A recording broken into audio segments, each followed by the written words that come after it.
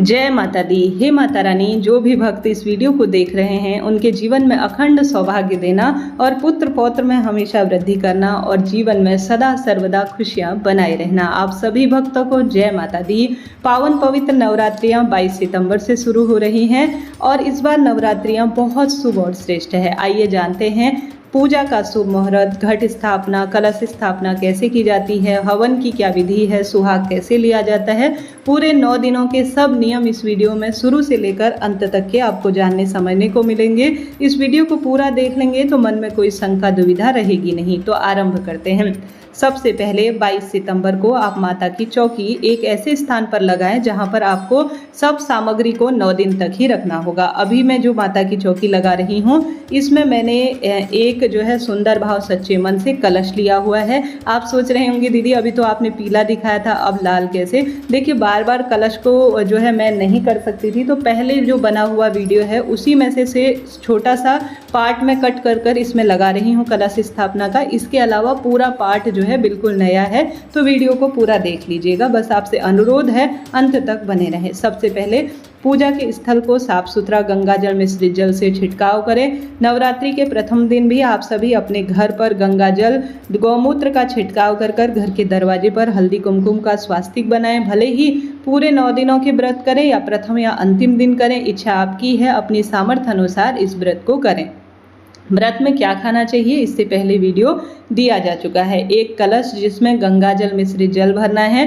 कलश के अंदर आप 1 रुपये का सिक्का, हल्दी की गांठ, दूर्वा, अक्षत और पुष्प समर्पित करें और कलश के जो है ऊपर स्वास्तिक बना लीजिए। जय माता दी कहते हुए या माता रानी के मंत्र सुनते हुए यह कार्य कीजिएगा। कलश के ऊपर आप सभी एक चावल से भरा हुआ पूर्ण पात्र रखें और साथ ही आप सभी प्रभु प्रेमियों को इस तरह से आम या अशोक के पल्लव लेने हैं, इनमें हल्दी कुमकुम लगाना है।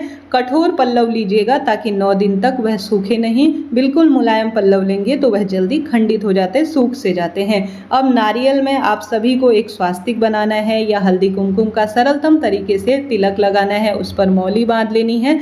नारियल का मुख किस तरफ होना चाहिए ध्यान से सुनिएगा। आप सभी को इसमें एक लाल या पीला वस्त्र लपेट लेना है। साथ के साथ आप सभी को इसमें संभव हो तो फूल माला भी आप रख सकते हैं। नारियल का मुख हमेशा पूजन करने वाले व्यक्ति की तरफ होना चाहिए या नारियल खड़ा आपको पूजन में रखना चाहिए। ठीक है जी, मैंने स्क्रीन पर दिखाया हुआ है, नारियल तोड़ कर रखा है।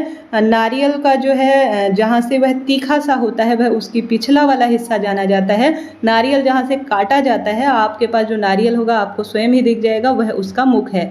मैंने इस संशय को दूर करने के लिए जो है यह पूरी तरह से काटा है एक दूसरा नारियल, ताकि कोई दुविधा ना हो। तो यह मैंने पूरा वीडियो इसमें क्लिप किया हुआ था, पिछली बार बनाया था तो अभी 2-3 दिन पहले से ही। अब यह नया है, इसे ध्यान से देखिए। अब बार बार कलश तो स्थापित नहीं किया जा सकता, ज्वारे भी नहीं बोए जा सकते हैं, तो इस तरह से आपको कलश स्थापन कर लेना है। और कलश के नीचे आपको एक चावल का ढेर बनाकर उसमें आप स्वास्तिक बना सकते हैं या 8 लाइन इस तरह से खींच सकते हैं।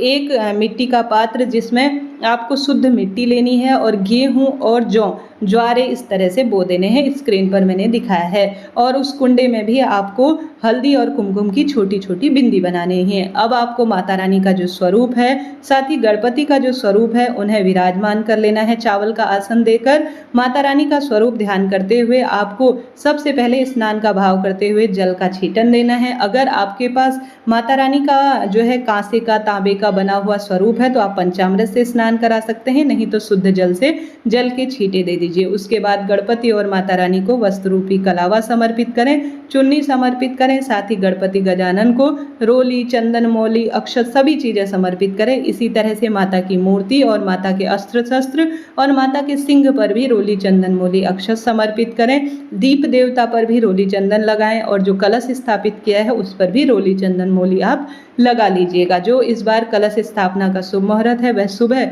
6:09 से 8:06 के आसपास रहने वाला है। इसके अलावा अभिजीत मुहूर्त इस बार सुबह 11:49 से 12:38 के आसपास है। दोनों शुभ मुहूर्त श्रेष्ठ है। किसी नए कार्य की शुरुआत के लिए आप दोनों में से किसी एक मुहूर्त का चुनाव कर लीजिएगा। इसके साथ ही अब आपको लेना है एक नारियल। इस नारियल को आप अंतिम दिन कन्याओं को वितरित कर सकते हैं, परंतु प्रथम या दूसरे दिन जरूर रख लीजिएगा एक नारियल। उसमें वस्त्र रूपी कलावा लपेट कर रोली चंदन लगाकर आप जो है 11, 21, 51 जो भी आपके पास दक्षिणाएं हैं पूजा में रही कमी को दूर करने के लिए माता के श्री चरणों में समर्पित कर दीजिएगा। यह भी बहुत सुंदर श्रेष्ठ माना जाता है। नवरात्रि की सुबह सुंदर भाव सरल तरीके से अपने घर पर ध्वजा लगाएं, घर के दरवाजे पर बंधनवार लगाएं, माता आपका स्वागत है ऐसी प्रार्थना करते हुए सुंदर यहाँ पर आप सजावट कीजिए। अपनी इच्छा शक्ति सामर्थ्य अनुसार संक्षिप्त या विस्तृत पूजन आप कर सकते हैं। इसके साथ ही मौसमी फल, पंच मिठाई, पंच फल का आप भोग लगाएं। माता रानी श्रद्धा की भूखी हैं, जिस स्वरूप में आप उन्हें पूजित करेंगे उसी स्वरूप में वह आपको प्राप्त होंगी। तो सरल सी पूजा विधि के तहत भी नियम से आप कर सकते हैं। कलश स्थापना, अगर आप ज्वारे नहीं बो सकते हैं तो कलश तो स्थापित जरूर करें। साथ ही जो दीपक मैंने लगाया है यह आपकी पूजा पाठ के स्वरूप में पूर्ण तरह से प्रज्वलित होना चाहिए। आप चाहें तो यहाँ पर शुरू में अखंड ज्योत भी लगा सकते हैं। अखंड ज्योत के क्या नियम है इससे पहले चैनल पर वीडियो आ चुका है। कलश जो स्थापन का भी पूरा 8 मिनट का वीडियो बनाया है, आप ज़रूर से उस वीडियो को देखिएगा। बहुत मेहनत लगती है जी वीडियो को बनाने में, आप लोग नहीं देखते हैं तो मन बहुत उदास हो जाता है।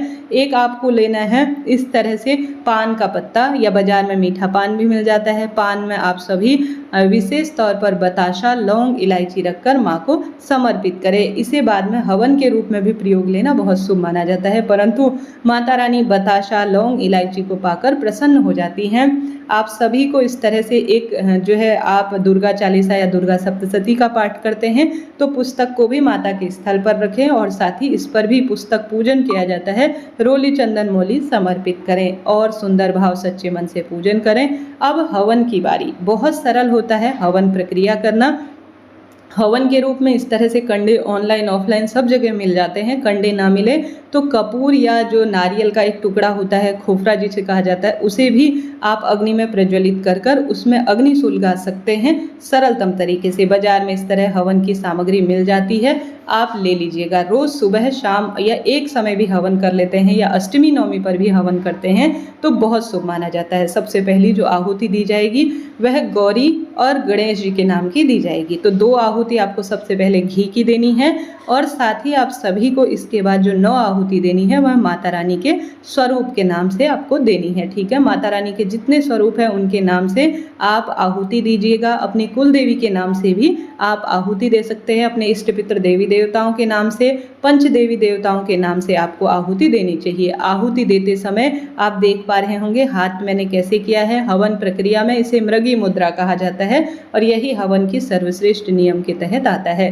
तो इस तरह से 2 घी की आहुति और साथ के साथ 9 हवन की जो सामग्री होती है उससे टोटल 11 आहुति देनी है। इससे ज़्यादा आपकी इच्छा है आप और अधिक दे सकते हैं। लौंग का जोड़ा माँ को बहुत प्रिय है, तो इस तरह से आपने भोग लगाया है लौंग का, तो इसे भी आप हवन में समर्पित कीजिए। साथ ही बताशे और आपने पान का पत्ता रखा है तो उसे भी माता को आप समर्पित कर दीजिएगा। माँ जो है अग्नि के माध्यम से भोग स्वीकार करती हैं तो बहुत प्रसन्न होती हैं और सुख संपदा का वरदान देती हैं। आपने लड्डू इत्यादि का भी भोग लगाया है तो अग्नि में आप समर्पित कीजिए।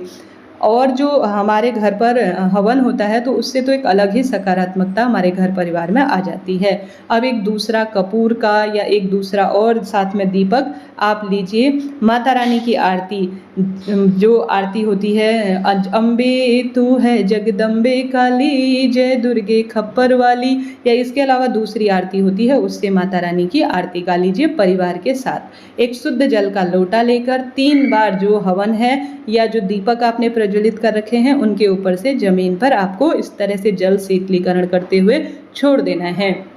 साथ ही पूजा में भोग लगाने के बाद या किसी भी समय आप जल का लोटा जरूर रखें। माता को इस आरती को दिखाएं। घर में पूरी आरती और हवन का जो धुआं है वह जरूर से करें। पूजा में रही कमी के लिए आप क्षमा प्रार्थी हो जाएं। अगर आपके क्षेत्र में इस तरह से सिंदूर जो है माता को समर्पित किया जाता है गौरा माँ का स्वरूप समझकर, तो आप सभी जो है इस तरह से 5 बार या 7 बार माता को सिंदूर भी समर्पित कर सकते हैं। और साथ ही अपनी साड़ी के चुन्नी या पल्लू से माता से सिंदूर लेकर अपने मस्तक पर लगाते हैं तो माता सौभाग्य देती हैं। तो इस तरह से माता रानी के सुंदर स्वरूप का पूजन करें और निश्चित रूप से आपका भाग्य खुलेगा, दुख दरिद्रता का अंत होगा, कर्ज इत्यादि से भी मुक्ति मिलना शुरू हो जाएगी। हे माँ भवानी भक्तों की सब मनोकामना पूर्ण करें। जरा सा वीडियो उपयोगी रहा हो, ज्ञानवर्धक रहा हो तो चैनल को लाइक करें, शेयर करें। जय माता दी लिखना ना भूलें।